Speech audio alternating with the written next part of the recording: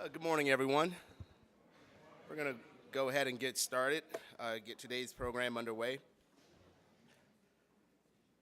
So first of all, I'm Ed Davies. I'm the Executive Director of the DC Children and Youth Investment Trust Corporation, and we are happy to host this convening today with our partners and friends, Open Society Foundation, the Foundation Center, and this brilliant report that they've written, and many of our other partners across the city and with other folks in the room from across the country who are supporting this work to create better pathways for boys and men of color, specifically this conversation around black men and boys. I want to thank the Public Welfare Foundation for allowing us to use this wonderful space to have this meeting. And again, I just want to thank you all for joining us. And I hope everybody had a good weekend, that you had a chance to network and connect today with each other. Got a little coffee and breakfast. So I hope everybody feeling good right now. That's great, because the feel-good portion of the day is over. And I say that in all seriousness because I want you to feel uncomfortable. And I don't think any of us should really feel good about the fact that we have to gather to have this conversation this many years later. And it's ongoing, not just here in D.C., but across the country, across this world. So I also want to make sure that you all feel an uneasiness right now. We need to have some tension in this room. We need to feel so out of sorts about what's going on that we're willing to stand up and step up and do something about it. And that's a part of what being in the room today is all about. When we feel relaxed and we feel comfortable, we get a little bit complacent and we're less likely to want to act and do something. But if you just look across the world right now and just look across our communities, we know that we don't have the luxury to sit back and get complacent. So that's why I say I want you to feel uneasy about today. And there is no reason for us to be taking it easy. Tension is what leads to change, and I think we all know that. When something sits so wrong with us, that you can't ignore it, that you have to scratch it, that you have to address it. And, I can tell you right now that I'm tense.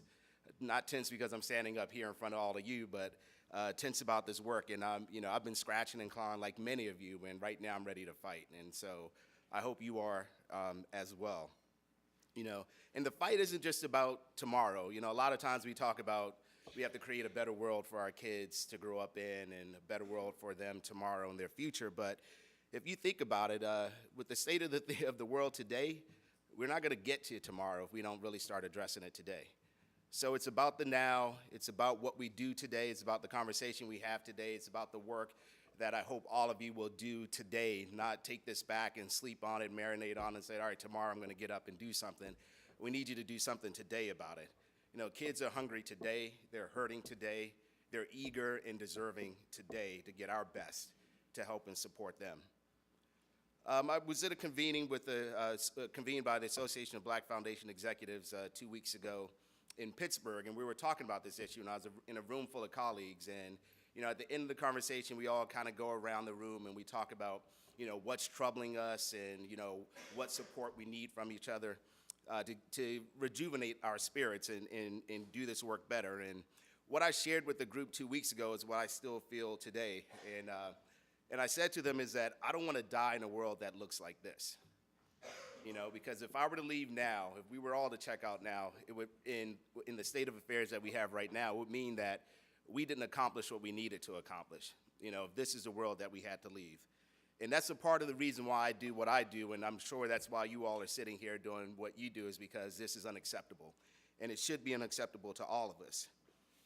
And if we want to do anything, if we don't do anything today, as I said earlier, then tomorrow won't be here.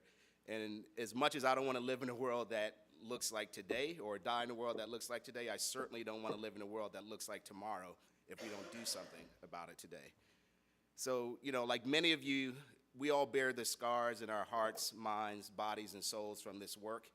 And, we all know that it's something worth fighting for. And we've lost too many brothers and sisters in this struggle, and we lost them in a world that we created. Just last week, there were a couple of youth who were holding a panel who were part of our juvenile justice system. And, one of the young men stood up and, they were asking, it was, for young men to talk. It wasn't about the adults in the room. We were supposed to be there to listen. And what he said was, he's tired of hearing all the time adults say, you all, his generation, have ruined our society, ruined our communities. And he pushed back and he said, we inherited this. You all ruined it before I was even born. But the real travesty is that you haven't prepared me to succeed in the world that you created. And so we owe it to them to do better. And that's straight from the mouths of the young people who are living this every day, the young people that we point to every day, the young people that we should be uplifting every day. And so that's part of our challenge, is to make sure that we are creating a better world for them. And, we owe it to them to fix it. We owe it to them to improve it. I owe it to my 4 kids. You owe it to all of your kids, and we owe it to all our kids that we claim and own across this city and across this country. And so I say again that I don't want to die in a world that looks like today, and that's why we fight to make a difference, and that's why we have to fight to create a better world for our youth to live in. Because when my time is all said and done, I want my kids to be able to not only thank me for what I did for them, but I want them to thank me for what I left for them. And that's something that we all have to do, is leave something better for those who are going to come after us, but we got to prepare them today to succeed in that. And so I'm not going to go anywhere anytime soon. This work is too important, and I don't think I'm done, and I don't think he's done with me and ready for me to be done, and that's why we're all sitting here, because we're not done. And so we got a lot of work to do, but I need you to feel uneasy about this work.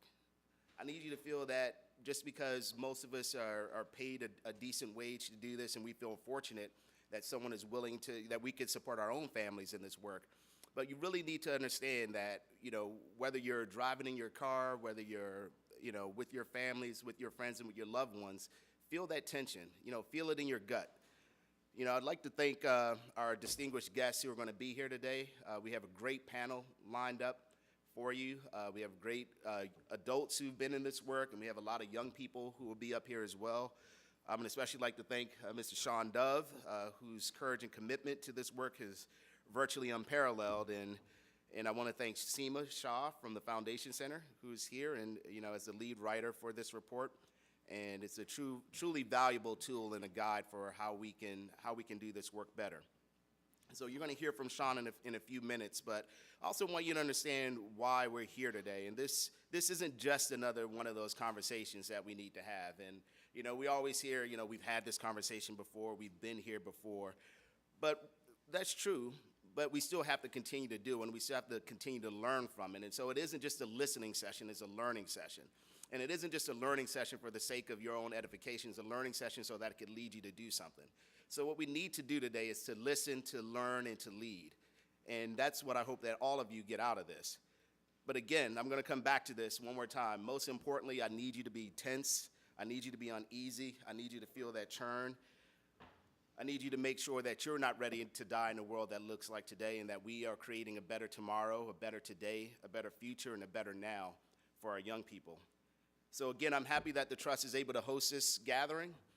I hope that we all get something out of it, and I hope that you all are ready to join me in this fight. And so with that, I'll ask Mr.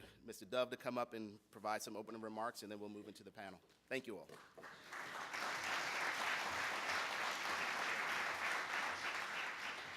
Good morning, everyone. Let's give Brother Ed Davies a round of applause. Nothing happens without leadership, and I have to thank him, and I have to also thank his partner, E. Bomani Johnson, for their leadership. And they have decided that they want to lay it all down on the line here in D.C. Around black men and boys. Go ahead, look at them brothers over there, right? Look at them, right? They're serious, right?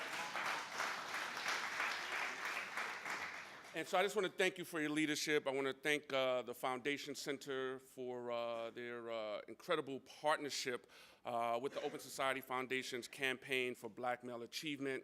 A couple of years ago, we decided that we needed to really begin to document this growing field and movement of black male achievement, and we brought them on as a research partner, Seema Shah, raise your hand, Seema, and the DC director, Pat Pasquale, where is she?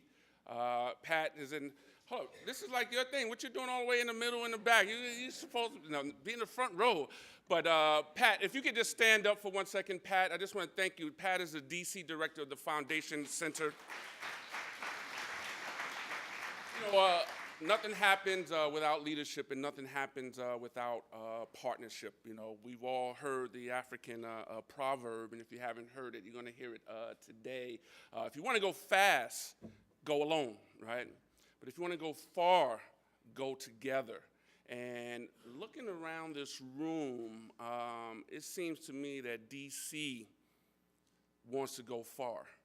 And from what I heard is that they had to shut down the registration for this event, and that there is a groundswell of leaders, both young and old, that have decided we need to change and shift the atmosphere on what's happening in our city, in this city, the nation's capital, around black men and boys and men of color. And let me just quickly say that, yes, I lead a campaign for black male achievement. I've been blessed to do so since 2008. But sometimes when you make a declaration and say that you're for something, people assume that you are against something else. And I'm here to tell you that I am for my sisters. I am for women, that the campaign for black male achievement, the narrow angle lens and point of departure is black men and boys. The wide angle lens is really about community building, and it is inclusive of everybody, right? And I was raised by a strong Jamaican woman, single parent, and I could not get up here and not give specifically black women who have been holding it down in our community the props. So please don't get it twisted when you hear about black male achievement and boys and men of color, that this is some exclusive thing. And this is about movement building and community building that's inclusive of everyone.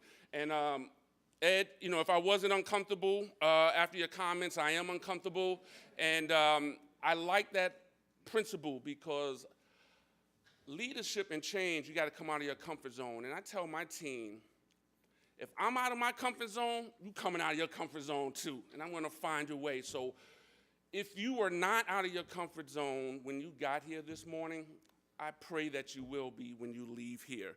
And so really quickly, this conversation that we're having today is not a new one. Some would venture to say that this is a 400-year conversation that we're having today when we look at black men and boys in America. But when we look at the philanthropic landscape, this is not a new conversation. And yes, the campaign launched in 2008, and we've done some really catalytic work to get to this moment.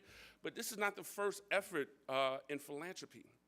20 years ago, the Kellogg Foundation, and we have Gail Christopher, who is here, and we'll hear from her, from the Kellogg Foundation. They were the first foundation to launch a national strategy for African-American boys over 20 years ago, and really elevated the conversation.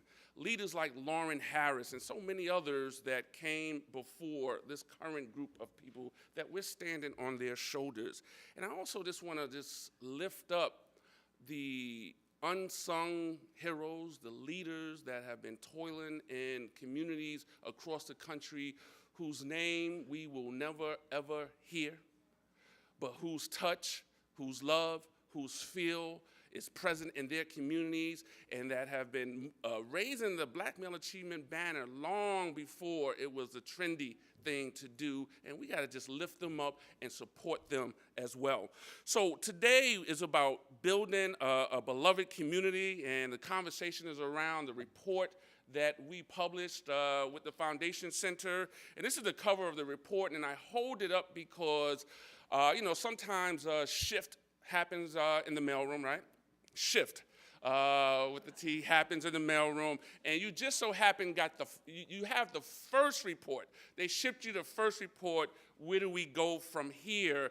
That was really the first comprehensive look on philanthropic investments in the field of Black male achievement. You were supposed to get Beloved Community today, Building a Beloved Community, which was the next report. And so I encourage you to go to bmafunders.org. to download the report. My mentor and the board of the Campaign for Black Male Achievement, Jeff Canada, says the barriers to success that black men face have been in plain sight for decades. So the fruitful question for all of us in this room and for DC, if not now, when? If not now, when? As Ed said, how long are we going to have this conversation? I think that we are in a moment in this country, and definitely in a moment in my career, on this issue when the level of momentum, the level of collaboration with cross-sectors collaboration, the level of philanthropic engagement and leadership is at a point where we cannot miss this moment. And this work happens locally, right? And we'll hear some more about this later, but there's a lot of momentum. And last year was the summer of the verdict in the speech, 2013, and that was the George Zimmerman not guilty speech, not guilty verdict.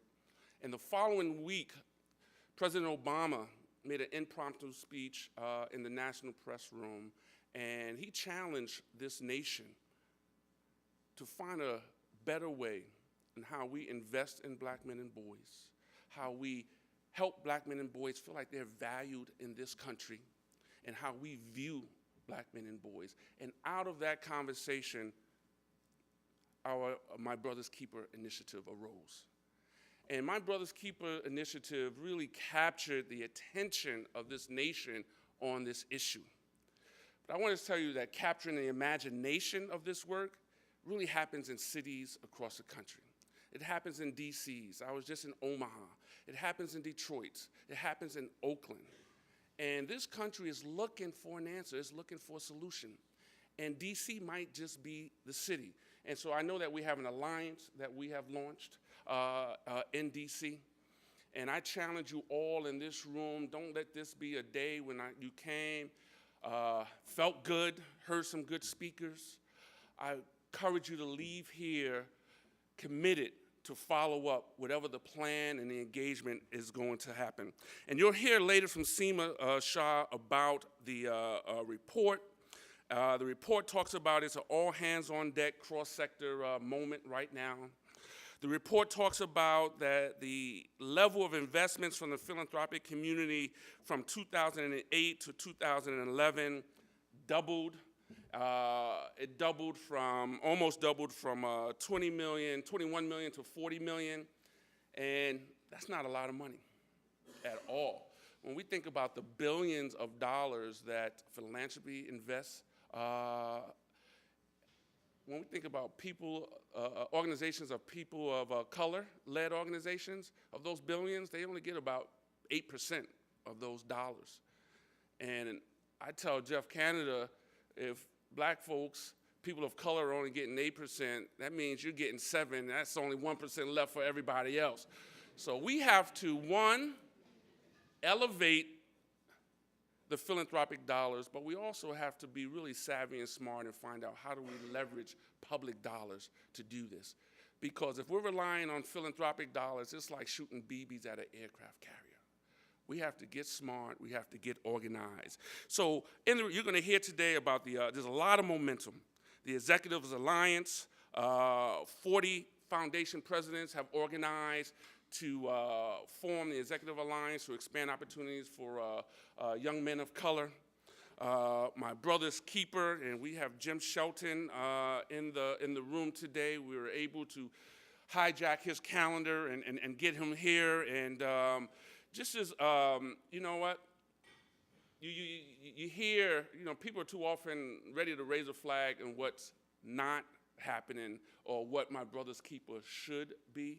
But this is a call of action call to action that is historic, that has happened in this moment, and we may not get this kind of momentum on a government level on this issue again. So we have to maximize the moment and focus on what's right with this and not what we perceive to be wrong. And I just have to say that. So there's a lot of success happening. I was just in Detroit a couple of weeks ago at the Skillman Foundation, and their president, Tanya Allen, showed me a chart that showed 20% increase in African-American male graduation rates, and I was really impressed with the trajectory of the graduation rates, but I was even more impressed with that bottom line that said 2008 to 2013, that we have to lean into this issue for the long haul. Sometimes in philanthropy, we look at a generational issue and say, we're gonna solve this with a grant-making cycle mentality. 2 years, 3 years, and we're gonna be done with that. And I just have to thank the leadership of the Open Society Foundations, who, midway through the campaign for Black Male Achievement, the board decided that this was an issue that they wanted to make a big bet, big investment in, and they took off the 3-year term limit of the campaign. And I thank them for that leadership, because I don't know if we'd be having this conversation today. And I just want to shout out and almost close in the young brothers in the room and thank Ibomani and Ed for carving a space out for young men like you, young brothers over here, to hear their voice, right? And they're not just here as passive participants. Their voice is going to be heard, because the bottom line in this notion of the power of positive deviance, our young brothers, the answers, the solutions reside right in your heart, right in your head, and right in your hands. You, the young brothers, are going to solve this for this country, and so we appreciate you and we thank you for being here. And so, DC, I'm here to just tell you, as I always say when I go around the country, is that the cavalry is not coming. There's no cavalry coming to save the day when it comes to our community and when it comes to the issue of Black male achievement. The iconic leaders that we're waiting for, turn around, look to your right, look to your left, look over your shoulder, look at that big head in front of you. Those are the iconic leaders. That was an inside joke with me and Damon. But the leaders we're waiting for are already here. So I'm excited to see, gentlemen, a year from today, when we come back here, what DC has done for this work. And Ferguson and the aftermath of Ferguson has shown us that place matters. And the work that needs to be done is how well do we support local leaders and hometown heroes and build the capacity of this movement and people that have been toiling in this work for years. And so many are right here in this room. So I thank you, and we are building a beloved community to strengthen the field of Black male achievement. DC, I am inspired and encouraged by what I see, what I hear, and most importantly, what I feel, which is a whole lot of uncomfortability and tension, which I'm hearing from you, Ed, is a good thing. Thank you.